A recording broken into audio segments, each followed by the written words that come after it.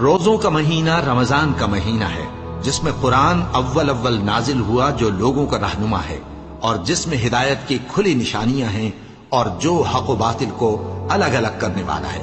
تو جو کوئی تم میں سے اس مہینے میں موجود ہو چاہیے کہ پورے مہینے کے روزے رکھے، اور جو بیمار ہو یا سفر میں ہو تو دوسرے دنوں میں روزے رکھ کر ان کا شمار پورا کر لے۔